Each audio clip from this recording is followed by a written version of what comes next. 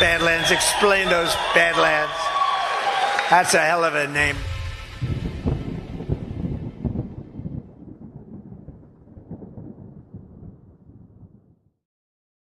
Good afternoon, everybody, and welcome to the Daily Herold here on Badlands Media. I am your host, John Herold, and I'm very excited about today's show. I have a guest joining me right off the bat after we get through our sponsor. So I'm going to do that first, and then we'll bring her on.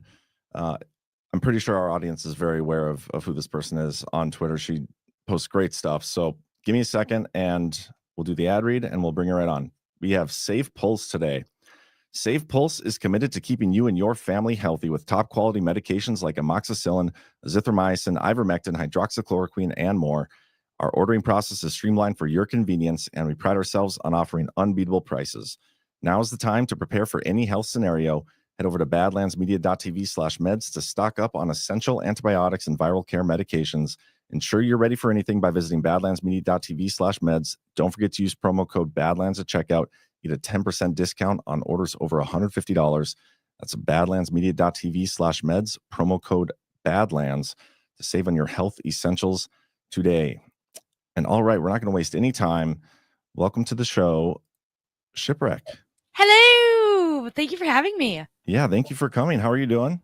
You bet. I'm doing great. It's almost 80 degrees here today. I'm here for it. I'm pumped. 80 degrees. 80 degrees. And it's going to snow Friday. So it's the Midwest. What can you do? Where are you located that it's 80 degrees? I'm in Iowa. Oh, you are? Okay, because I'm in North Dakota, also Midwest, but it's colder than that. It is. In the Badlands, like we used to go to the Badlands every year with my old man when we were kids. We're big fans of the Badlands. I don't know if that's what you're named after or where you're from, but I kind of assumed that. So yeah, North Dakota. We're at in the Badlands. We go through Rapid City on our way out to awesome. The Black Hills. We would stop, and then we would stop at this little like tourist town. Deadwood? No, not Deadwood too, but there's another one. They had a lot of Bigfoots, but you could go in and you can like camp in the Badlands. We want to take our kids at some point. So yeah, we actually do a conference. So we do 4 conferences a year, and one of them is in Deadwood every year because I love that place. It's my favorite place in the world. Yeah, Deadwood's beautiful. I'm here for it. Yeah, but I wanted to bring you on because I love your takes on Twitter, and you're very much, you have the same mindset and approach to things as I do. You're not afraid to say things that, you know, might not make people feel all warm and fuzzy inside because sometimes the things you say are the truth. Yeah. And so I want to start with talking about Thomas Massie and this shutdown that we're potentially facing, because this whole Trump going after Massie and the vote that took place, it is pretty interesting. So I just want to get your thoughts on it. So I don't really know what's all in the bill. Normally I'll get down to the nitty gritty and read these bills, but then I learned that it really doesn't matter. If you don't like the bill or not, they're going to do what they're going to do. So I haven't really dove into the bill, but when Massie came out and he's like, I'm voting no on the bill, I wasn't super surprised. He normally doesn't align with a lot of that kind of stuff. And I know there's people out there that don't like him for it. So I wasn't super surprised, but when Trump went after him, I was kind of like, okay, well, Massie and I follow each other on X, and I line up with the same kind of views. He's the very first congressman that has come out about the Israel stuff. When that whole thing kicked off, and we're still sending billions to Israel while we're complaining about the billions to Ukraine, and not getting any anything back from it. And he was the first one. He went on Tucker and he's like, here's kind of what the deal is, and here's what's happened. And Israel kind of has all of these people, and they kind of direct how they vote and where they vote. And he's one of the few that doesn't. Now, it's interesting to note. So it did pass the House, even with Massie's no, even with Trump's pushing. Okay. Did pass the House, got to the Senate, and Rand Paul also voted no. Was it Rand? Yeah. Curly hair, Rand Paul. Well, I don't even think they've had the vote yet, but he's going to vote no. He's going to vote no. Trump hasn't said a word about it yet. No, and I thought that was super strange. And so I'm sitting back and I'm just kind of, because I like to learn. I'm not dead set in anything. I'm just not anymore. I wish that it could be. I wish that I could be like 100% MAGA, but I'm not. Like when you parade the big pharma guys on your, first weekend about talking about micro cancers and tracking you through your life and your blood, and I'm like, whoa, we're not going to do that. But so I'm listening to other people, and they say that Massie he just likes to start shit, and that he's like a drama queen, and he just does this for attention. And I don't really get a lot of that from him or his posts. He's usually pretty pointed when he's voting no for something, and he outlines it. And so I don't know if it's just like online drama just for clicks. I guess I don't know. But the whole thing hasn't turned me off Massey at all. I mean, like I said, we still follow each other. I like him, but at the end of the day, I mean, he's not my congressman, so I don't think he should be primaried, to say the least. No. Yeah, well, Trump kind of did the same thing back in 2020, I think it was, having to do with the COVID bill. Like he got upset with Massey because Massey was going to vote against it, and he threatened to primary him. And then I'm pretty sure he ended up endorsing him in 2022. But I look at Massey and, well, first of all, I don't like any single person in our government except for Trump. Like, not a fan of any of them. I think they're all favorites. Massey in particular, like when people go against our election system and kind of turn on Trump, like he's voted to certify the 2020 election. To me, that's like, okay, well, that's lame. And then he turns on Trump and goes for DeSantis for a whole year, pretty much. That was pretty lame as well. It's also interesting. Massey has never in 13 years had a bill that he introduced became law. That's the one I was super interested in. I didn't know that until I went and looked it up, and I was like, oh no, you're right. Like that's really weird, isn't it? Weird. Yeah. Isn't there another one? Didn't Jim Jordan? Doesn't he have that same kind of, like, he hasn't had anything pass either, has he? I don't know. That's a good question. I should look that up. I wonder. That's good. He's another one that's got a lot of supporters. That's just, but it kind of just leans into the discussion of just exactly what Congress is and what, Congress and the Senate, what they are and what they do, right? Do they actually get anything done? Is actually any of this important? And I know you wanted to talk about Luna and them, the Scooby-Doo gang today. Like, what do you mean you're going to fly to Texas so you can interview 90-year-old witnesses who were 10 at the time of the JFK assassination? One guy died right before they got there. Like, what do you mean you're going to use taxpayer money to go do this? Who are you? Are you SUV or SVU? What are you? Was this commission? It's so dumb. And I'm a huge advocate for defunding Congress, federal Congress as a whole, and just giving it back to the states and letting a state rep go every month and vote on DC things. I don't understand why we have to have so many and why there are only certain congressmen that really gain traction, right? My own congressman, it was Senator Ernst, Joni Ernst. Everybody had it out for Joni Ernst too, right? She's a big Trumper, sure. But she also was a big slob the knobber of Ukraine the entire 4 years. She had a donate to Ukraine link on her website during the time when Iowa was being flooded. She hasn't said anything. Iowa is number 2 in breast cancer diagnoses right now. Number 2 in the whole gosh dang country. Number 2. She hasn't said anything about it, but she was just on board, had her Ukraine pin and her little photos with Zelensky. But as soon as she became a part of Doge, then everybody was like, oh my God, she's so awesome. Like, no, she's not. She's a fair weather. I mean, this is what she does, right? Yeah. My Iowa governor is the same. She's a big DeSantis fan. Ran for DeSantis, campaigned for DeSantis. Now she's all Trump. And it's just, one of those things that I kind of have to accept. I'm just like you. I don't love anybody in our government. And even with Trump, I like Trump. I voted for Trump. I don't regret it. Okay, I voted for him to be president to bring my groceries down, to bring gas prices down, to bring inflation down, to bring interest rates down, to make my life easier, right? Okay, but I'm not going to be all of a sudden like, okay, everybody needs to run back to Big Pharma now because Trump is going to, have that one guy track your cancers and your blood for your life. Like, I can't do that. It's the same when we have the abortion conversation, right? I can't come out here and tell you that the government can mandate vaccines in you, but then turn around and tell you that the government can't say whether or not you should have an abortion. Like, it gets very, very hairy. And I think more people should be like that, in my opinion. Like, you should stick to what you believe, regardless of who's on the boat with you.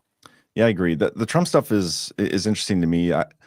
We have this discussion a lot with my buddy Chris Paul. Trump and his administration, sometimes they almost seem to be acting in opposing ways. Like, a lot of the administration is almost doing things on their own, like the Pam Bondi and the Binder Brigade op that they did. We haven't had any comment from Trump if he was aware of it, if he told her to do that, or if that was just Pandy running and like pretty much everybody's mad at Trump because where are the Epstein files? Well, I haven't seen the Epstein files yet. I don't remember Trump promising us the Epstein files. His executive order was for the JFK stuff, the RFK and Martin Luther King. And yet here we have Pam Bondi running this op.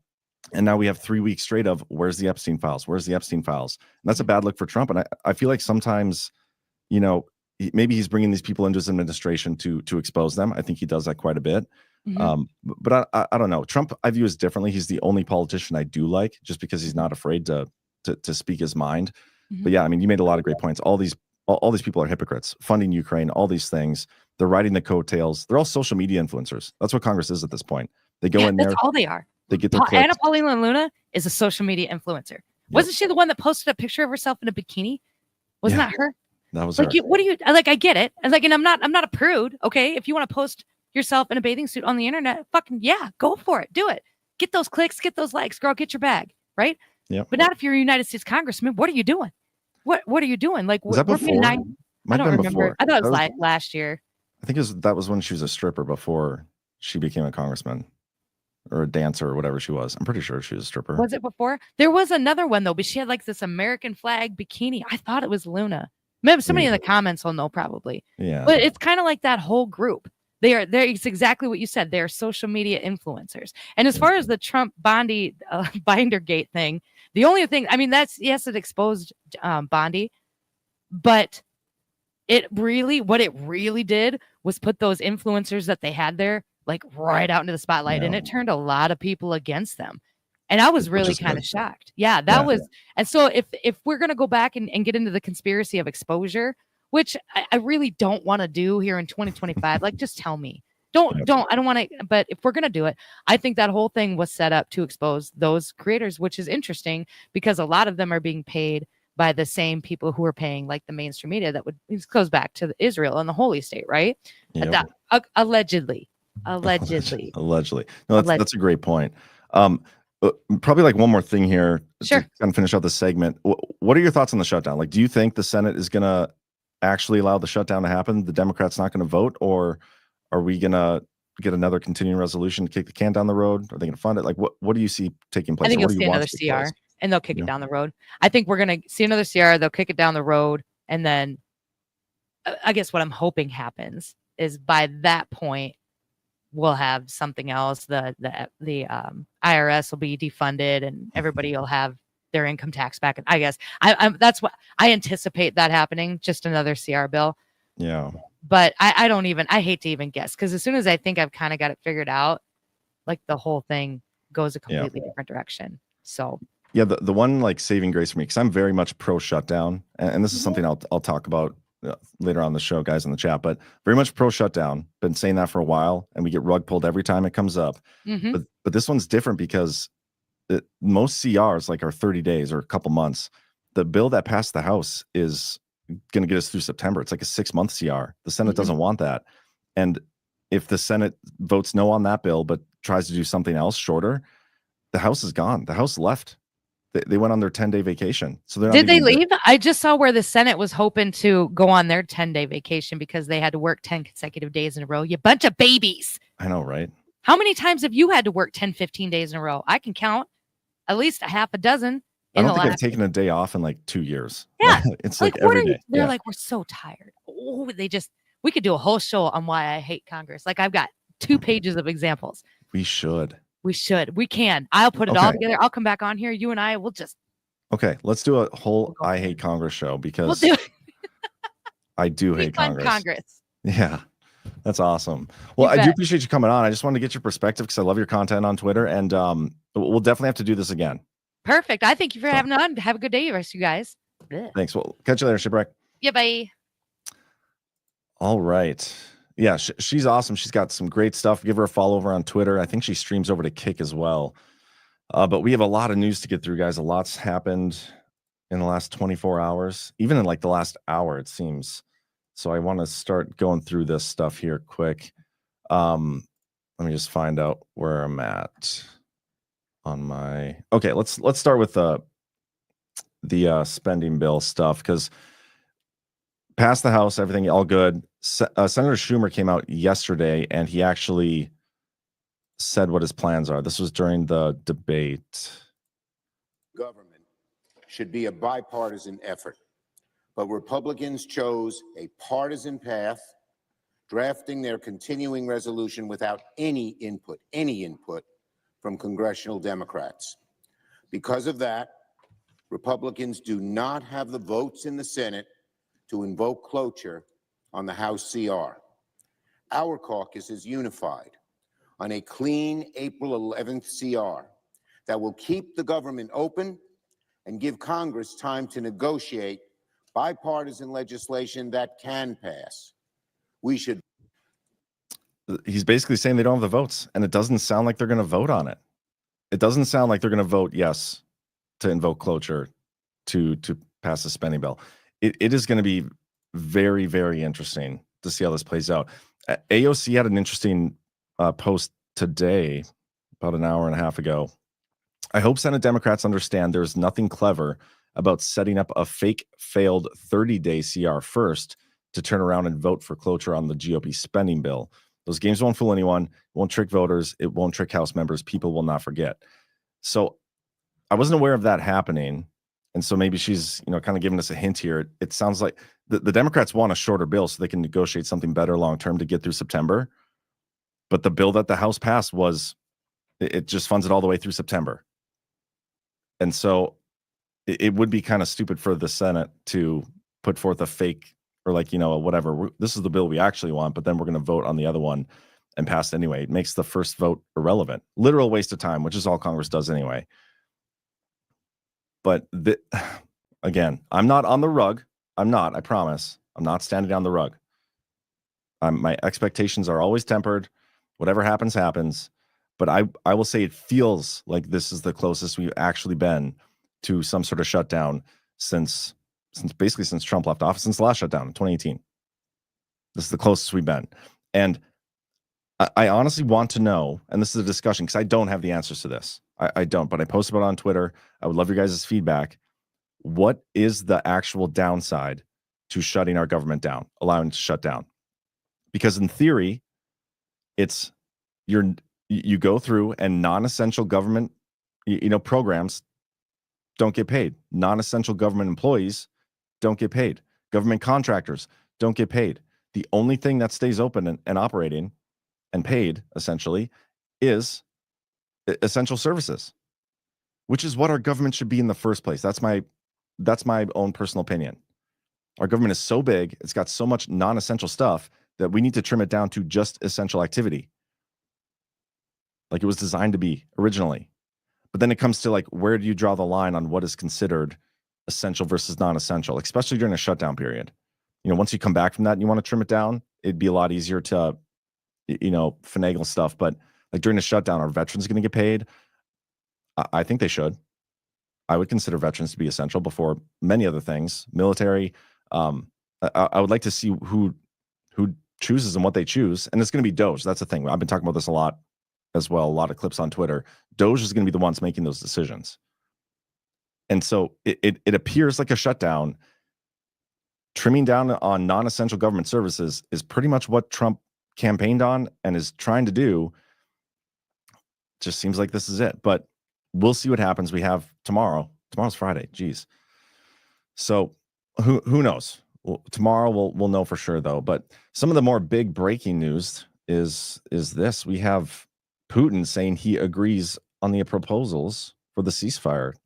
I think they have somebody who interprets this. Let me see. As for readiness of Ukraine for the ceasefire, I'll tell you my estimation of this. But first of all, I would like to thank the President of the United States for paying so much attention to regulating the conflict in Ukraine. Of course, we all have lots of current issues to deal with, and the chairman of China and the Prime Minister of India, heads of states of Brazil and South Africa, they are dealing with this issue and they're paying a lot of attention to this, and we're grateful for this. And we're hoping that we understand that their activity is aimed at reducing loss of human life in the conflict. Secondly, we agree with the proposals for the ceasefire, but our position is based on the assumption that the ceasefire would lead to a long-term peace, something that would remove the initial reasons for the crisis. As for the readiness of Ukraine to ceasefire, There's a meeting between Americans and Ukrainians in Saudi Arabia, and it looks like a decision that is taken by Ukrainian side under American pressure.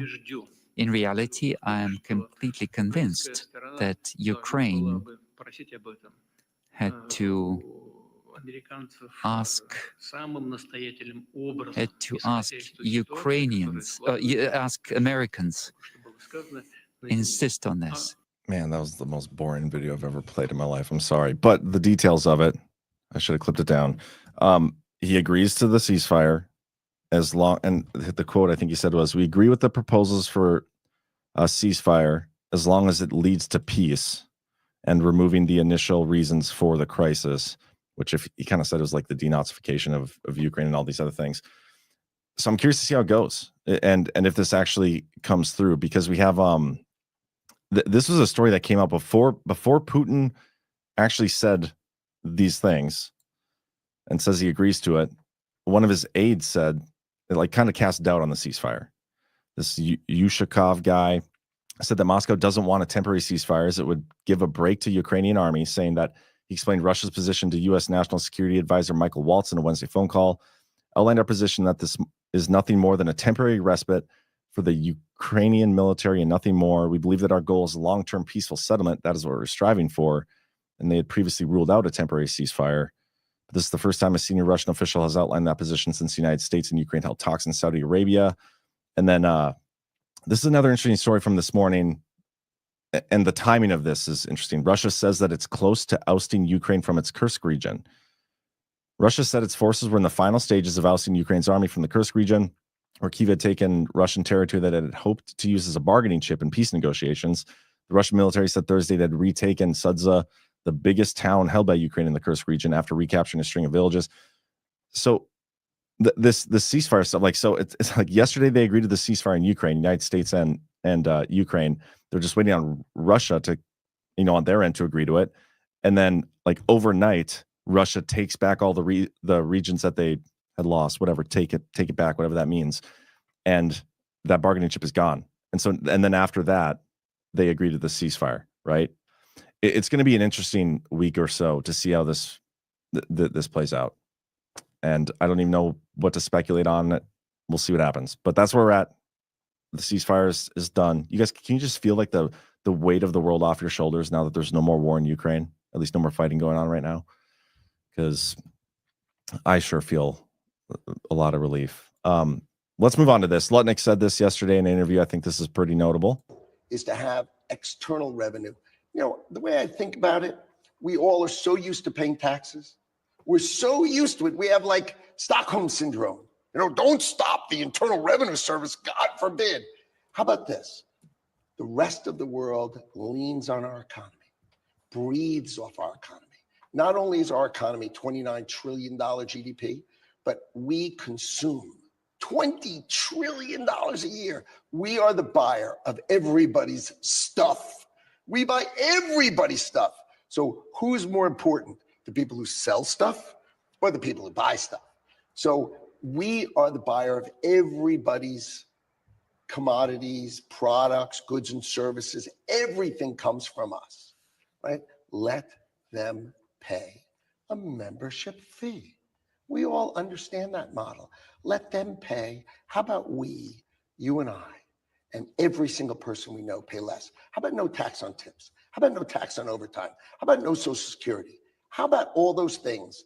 These are the kind of thoughts that will change America. I know what his goal is. No tax for anybody who makes less than $150,000 a year. That's his goal. So that's what I'm working for. I mean, that's awesome. No tax on anybody making less than 150,000.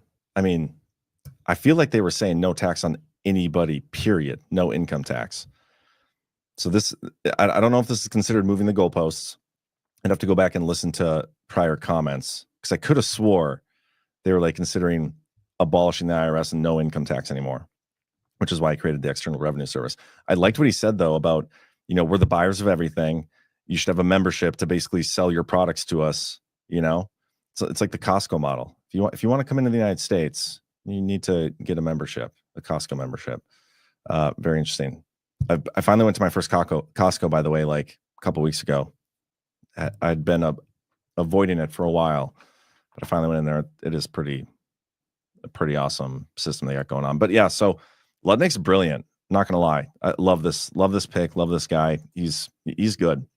I want to correct the record on something yesterday. Not really correct the record, but I want to elaborate on this. We read through this yesterday, this ensuring the enforcement of Federal Rule of Civil Procedure 65C, talking about, basically establishing rules for all these activist organizations that are suing Trump and trying to stonewall his administration.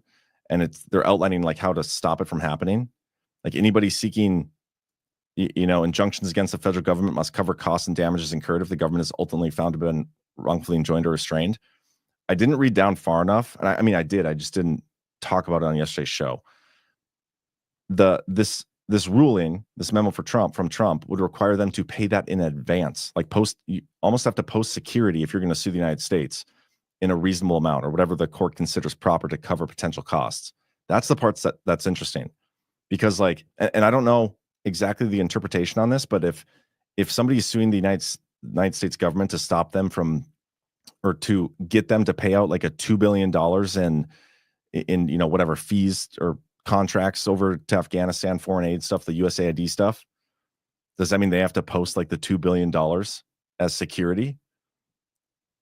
It's vague. I saw people talking about that on Twitter. I don't know, but I like this move because it's going to require these, nonprofits and all these activist democratic institutions that are trying to stop Trump's agenda from actually putting forth some money. And then if they are found to ultimately not be like right in their argument, they lose that money. That could prevent quite a bit of people from suing. So I just wanted to correct that real quick. There's no other real story or update to the presidential website except for this. I'm not going to read through the whole thing, but I would encourage you guys at some point. This is good red pill material, like stuff to send your friends, even the non-political ones, just to be like, look what Trump's doing. Go to the website, click on the articles section here, and then click this top one. President Trump is remaking America into a manufacturing superpower, and just have him go through and look at all the investment that Trump has already got in his first 2 months into the United States. This is pretty substantial. Something easily shared around to even the apolitical people. Like, how can you argue with this being a good thing? All these things. You really can't argue with it. Anyway, we'll keep going. Let me refresh the website just to see if there's anything new. Nope, nothing new. So we'll keep going. Trump has had some interesting Truth Social posts last, 24 hours. Nothing crazy though. The U.S. doesn't have a free trade. We have stupid trade. The entire world is ripping us off. That's what the reciprocal tariffs are going to fix. And speaking of that, there's one more story on tariffs we'll get to. Donald Trump, Canada needs America. America does not need Canada. Grant Cardone said that of Cardone Capital. That's like what we've been saying for forever. Everybody's been saying that. Doge is cutting or proposes cutting IRS workforce by a total of nearly 20%. I like that. Trump administration and Department of Government Efficiency are proposing a dramatic downsizing of the IRS that would result in a nearly 20% reduction of its workforce by May 15th, 1 month after tax day in the United States.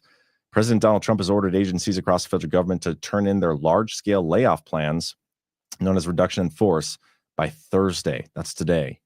So, like by this weekend, maybe into next week, if the government doesn't shut down. I don't know the effect that's going to have on Trump's administration and whatnot, but or any of these agencies. But we should have like stories and details on what each of these agencies will look like if they carry out the plan to carry out the reduction in force. And that's exciting stuff. We should have a good picture of what Trump's actual goals are here and see if they're in line with what we've kind of been promised and with what we want. I'm here for it. We got this from Trump's Truth Social. This was this morning.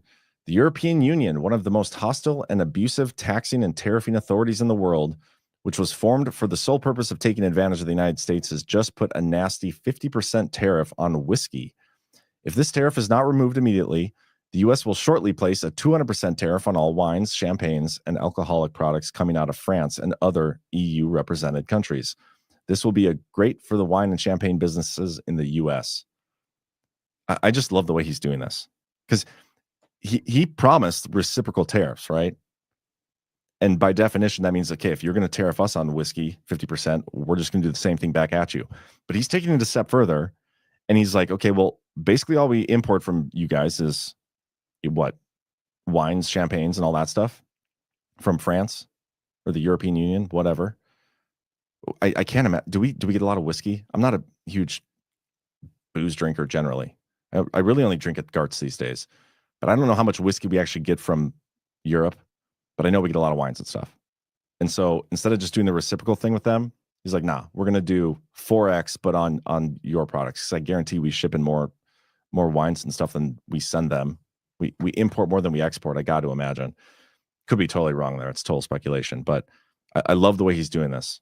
The reciprocal promise is there, but when he feels like it, he will make it much more painful for them than even just the reciprocal. And here's a story on this too. I won't go into the details, but except actually, I'm going to read this part. America's response to Europe's response to America's tariffs. I'm going to read that again. America's response to Europe's response to America's tariffs in the span of 36 hours shows how trade wars can quickly spiral out of control. After Trump's 25% tariffs on aluminum and steel went into effect at midnight Wednesday morning, the EU immediately retaliated against what it called an unjustified trade action from the Trump administration. The EU's countermeasures included tariffs on $26 billion worth of American goods, including tariffs on boats, bourbon, and motorbikes. The measures, which are set to go into effect in April, are swift and proportionate. I don't know. I feel like we win any of these trade wars just because how big our economy is. We can outlast them. Anyway, yesterday we talked about the Perkins Coie thing, and we got an update on this from last night. Judge blocks parts of Trump's executive order that targeted Perkins Coie law firm. So if you want more background on this, you can go watch yesterday's show. But a federal judge on Wednesday entered an emergency order barring the Trump administration from implementing major parts of its executive order that sought to target the law firm Perkins Coie over its representation of Hillary Clinton's campaign in 2016. District Judge Beryl Howell, ruling from the bench, found that attorneys for Perkins Coie had met the bar for her to enter a temporary restraining order, determining they would suffer immediate and irreparable harm if provisions of the order targeting the law firm's work with the government contractors, as well as restrictions on their attorneys' access to government buildings, were implemented. And so we'll see where this goes. The Trump administration, Trump DOJ are going to fight it. It's probably going to get up to the Supreme Court, like all of these eventually will. Just another one of those lawsuits. I wonder where we're at. I haven't seen a good summary. If any of you guys know, you should let me know. I haven't seen a good summary of every single lawsuit that is being waged against Trump over all these executive actions and executive orders. Because it's got to be, well over 20. I don't know. It's been a lot. It feels like a lot. It feels like every day we're seeing a new lawsuit. But anyway. What else we got? Oh, this was weird. This happened today. There was supposed to be the nomination for Trump CDC was they were going to go through the Senate today. They pulled him. They pulled the nomination right before he was supposed to testify. White House pulls nomination of David Weldon as CDC director. The White House is pulling nomination, blah, blah, blah. Weldon was expected to have his confirmation hearing today, this Thursday. The Senate Health and Education, Labor and Pensions Committee announced that it canceled its hearing in a statement on Thursday morning. However, it confirmed that lawmakers would still vote on the nominations of Dr. J. Bhattacharya Chaira. I'm so bad at reading names. I'm so bad at reading generally. For NIH director, and Marty McCary for commissioner of the U.S. Food and Drug Administration. I want to know why they pulled his nomination. Why did they pull it now? And for whatever reason they had to pull it, why was he nominated in the first place? What changed between his nomination and it being pulled? Because something must have changed, right? So very curious. I wonder if we're going to get any clarity on that. Anyway, I guess this was out of order, so I don't even know that we already talked about the Russia-Ukraine war stuff. Basically, the story is talking about Russia's conditions. We don't have details of the ceasefire in full yet, at least that I've seen, but it's the same conditions. We've been talking about this for a while. They don't want Ukraine in NATO, and they're not giving up their land that they've taken back because it is Russian land. They voted to be part of Russia twice. Okay, we'll keep going here. Cruising along. I might actually get done early today. White House explores U.S. military expansion in Panama to regain canal control. This is a weird story too. The White House has directed the U.S. military to draft options for increasing American troop presence in Panama as part of President Trump's goal to reclaim control of the Panama Canal, according to 2 U.S. officials. Southern Command is developing strategies ranging from closer military cooperation with Panama to the less likely option of forcibly seizing the canal. But guys, BlackRock just bought this thing. That's why I'm confused by this. Anyway, Admiral Alvin Holsey, commander of the Southern Command, recently presented draft strategies to Defense Secretary Pete Hegseth, who's expected to visit Panama next month. Trump has privately told advisors he considers a U.S. military presence in the canal zone essential, advocating for visible deployment of American troops. Officials warn that China's growing presence near the canal could allow Beijing to block U.S. shipping in a conflict. But yes, the way this article is phrased, I'd like more clarity. I want to see the proposal, because if they're talking about seizing the canal, are they going to seize it from BlackRock? There's just a story we talked about a day or two ago where it seemed like BlackRock got the canal with Trump's help. That was the whole Wall Street Journal article. So what is really going on here? Something's weird is going on. I don't understand it. At least maybe I haven't read enough yet, but I don't know. Ooh, this is an interesting article. I didn't see this one before, but this is on our website, by the way, guys. If you another great place to go to look and get some quick hit news. Not only is the brief on our Substack, but the Badlands Media website. Allie Tucker over there does a great job finding good pieces of news and putting on the website. A lot of these are pretty much the most important stories of the day. But directors of the CIA and Russia's Foreign Intelligence Service spoke by phone for the first time in more than 2 years. That's pretty notable. They discussed cooperation between the 2 intelligence agencies on matters of mutual interest and crisis resolution. I wonder what these matters of mutual interest might be. Because as we've been saying on Badlands for quite some time, Russia and Trump, at least Trump administration, Trump himself, they have a common enemy in the deep state. That's what I would consider to be matters of mutual interest, the globalist elite. So that is very notable. I also don't know if I believe that this is the first time they've talked. I feel like they've probably been talking for quite some time. Anyway, DOJ launches a criminal probe into funding of New York City migrant shelter hotels. Federal prosecutors issued the subpoena to the Hotel Chandler in Midtown on Wednesday, seeking information on the city's migrant shelter program. The subpoena requested a list of full names of aliens currently residing at Hotel Chandler, along with their nationalities, birth dates, and identification numbers. It also demanded testimony and records related to an alleged violation of federal immigration law, as well as names of individuals and entities involved in funding and managing the migrant shelter program. Guys, all these migrant shelters, this whole thing is a money laundering scheme. All of it. I mean, they're paying these migrants absurd amounts of money, but the places that are hosting them and building them and all these things, it's insanely wasteful. And this stuff is good.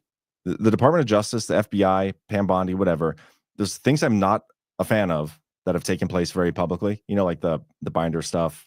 We still haven't gotten any word on where we're at with JFK files, all these other things. But they do seem to be actually prosecuting crimes and going after criminals. And that leaves me very hopeful for, maybe they are going to go after people associated with the Epstein files. Maybe that is why the wait is so long. I still think we should be demanding it, but some of the stuff it's a good sign.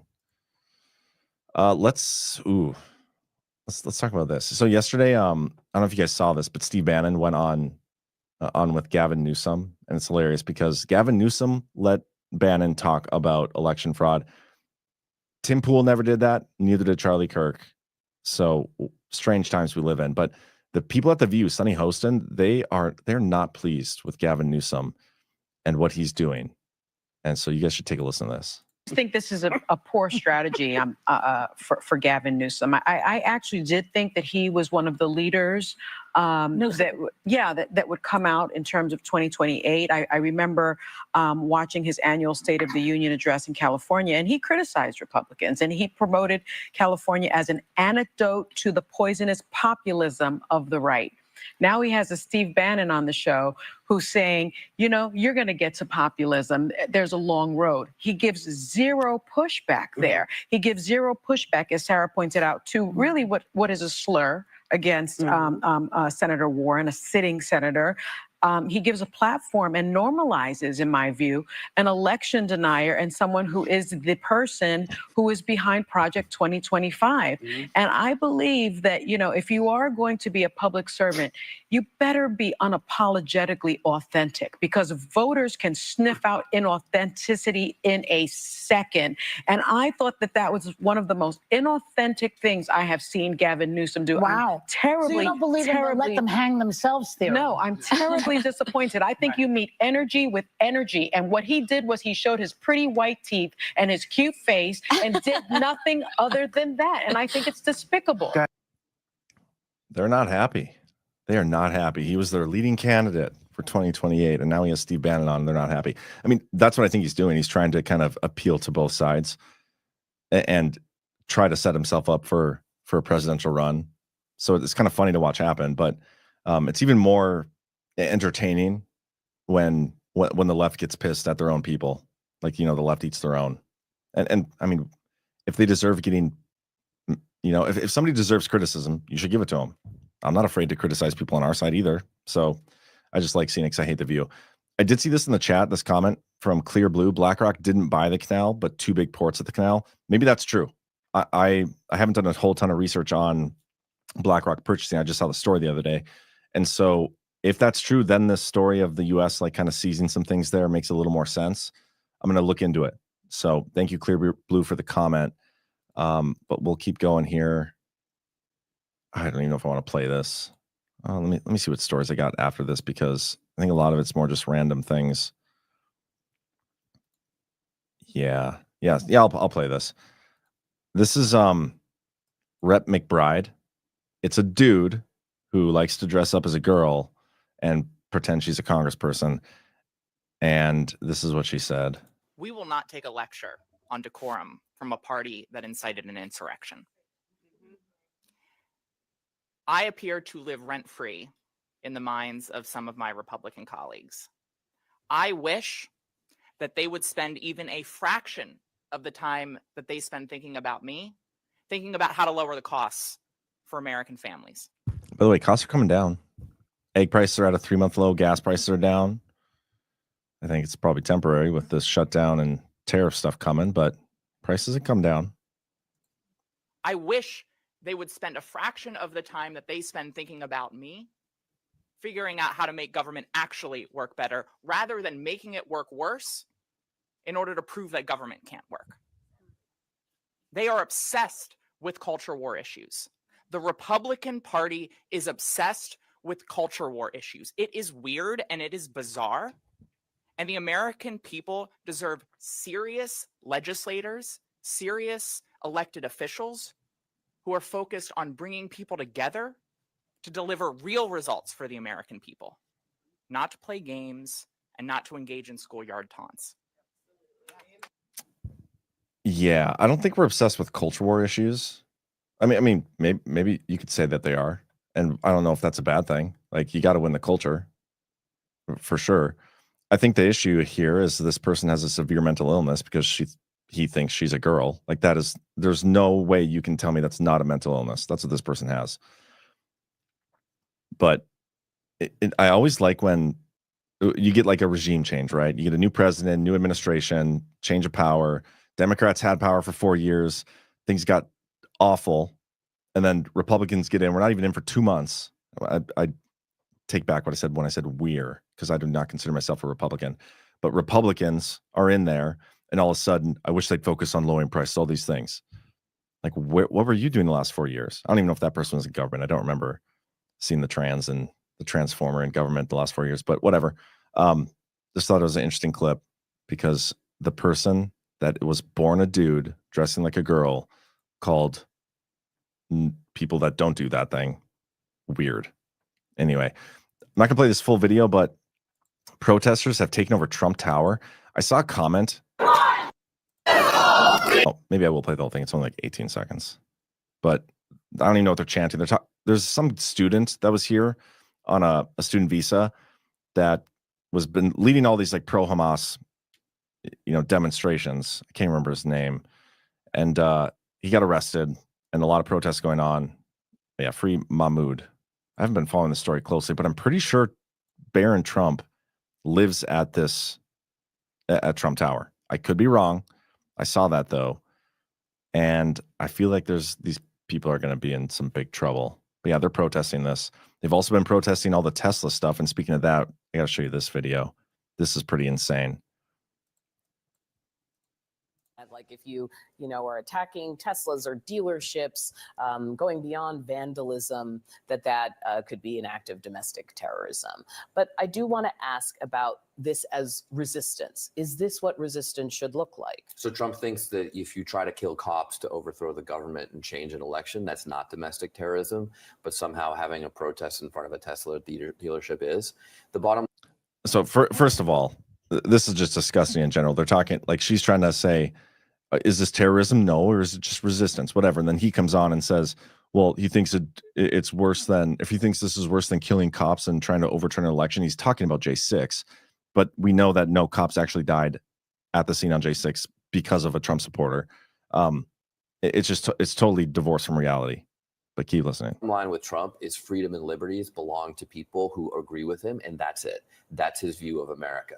That's not a view that people who believe in our Constitution share. Just totally divorced from reality. These people. I can't believe people actually watch CNN still. Blows my mind.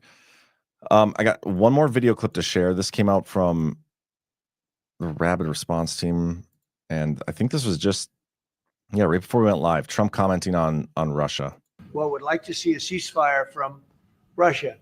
And we have not been working in the dark. We've been discussing with Ukraine land and pieces of land that would be kept and lost and all of the other elements of a final agreement. There's a power plant involved, a very big power plant involved. Who's going to get the power plant and who's going to get this and that? And so, it's not an easy process. But phase one is the ceasefire.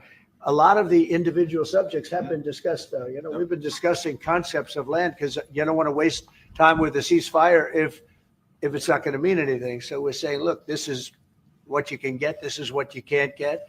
They discussed NATO and being in NATO, and everybody knows what the answer to that is. They've known that answer for 40 years, in all fairness. So a lot of the details of a final agreement have actually been discussed. Now we're going to see whether or not Russia's there, and if they're not, it'll be a very disappointing moment for the world. Ghost, I see in the chat, man. Maybe we should have you on tomorrow to talk about this. I'm assuming they're talking about Chernobyl when they're talking about the power plant. You should let me know if I'm accurate about that. Because that's interesting. But yeah, he basically says here that the terms of the peace is exactly what it's been since the beginning. It hasn't changed. No Ukraine and NATO. Ukraine's not getting their land back. The Chernobyl aspect, that's new. I haven't heard them talking about that specifically in a while, maybe at all. And so Trump bringing that up, that's notable. That's interesting. Or, okay, no, Ghost is giving me some misinformation. He says either, yes, they are first, and then he changes his mind and says, or no, the Kursk power plant, I think. We'll have to figure that out. And Ghost, if you're free tomorrow, maybe you can come on for 10 minutes. And now we got another possible Zaporizhzhia. We don't know. We'll figure that out, and we'll talk about it tomorrow. So Ghost, clear your calendar. Come on tomorrow for like 10, 15 minutes. We'll discuss it once you figure out what's going on. Last thing I'm going to show you guys, and I don't even know if this is 100% accurate, but I just want to throw it out there. Supposedly, President Trump is delivering a speech at the Justice Department tomorrow, Friday. Speech is being billed as remarks about restoring law and order, according to Axios. No clue if it's legit. And then this person, whoever this John Fawcett is, says, will we finally get the release of long-awaited Epstein and JFK files? So grain of salt, no idea if it's confirmed, but if it does happen that way, or if he does give a speech there, that could be notable. Because if you remember, I think it was his first term. It was like maybe right away at the beginning of his first term. He went to, was it the FBI, and gave a speech. I wonder if it's going to be along those same lines, like the same mindset, same approach. fifth column stuff. Could be interesting. Yeah, Ghost, we'll talk tomorrow, man. That's all I got for you today. I am going to be right back to read the rants. Make sure you guys tune back in tomorrow, 1 p.m. Eastern.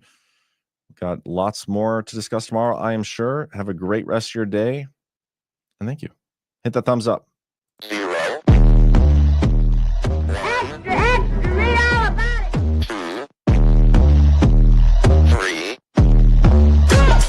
Let's get started.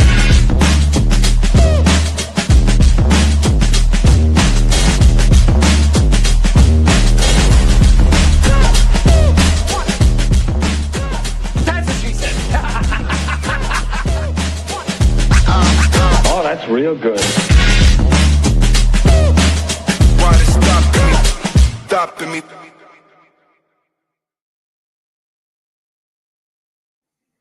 All right. I got a couple boosts from the Badlands website, badlandsmedia.tv. Click on boosts. From Monty710, John, it sounds woo-woo, but I recommend grounding yourself barefoot on the grass and praying. I was beat when I came back from guard as well. Thanks for all you do. Thank you, Monty. I will do that. Let me check the weather first before I decide to do that. I think it's actually supposed to be nice today, but then I hear we're supposed to get like a blizzard in the coming days. Yeah, it's supposed to get to like 50, 53. And then it's down to like, it's supposed to be like 20 degrees on Saturday. Oh, terrible. But thank you for the rant. Alan Gal, GART was an unbelievable experience. I went by myself and literally everyone is so friendly. Panels are excellent and the people you meet are genuine. I'm still on a GART high. John, please remember to tell your mom she raised you right. You're so kind. Well, thank you, Alan Gal. I think she watches this show. So, Mom, if you're listening, a listener wanted me to tell you that. And okay, let's see if we got any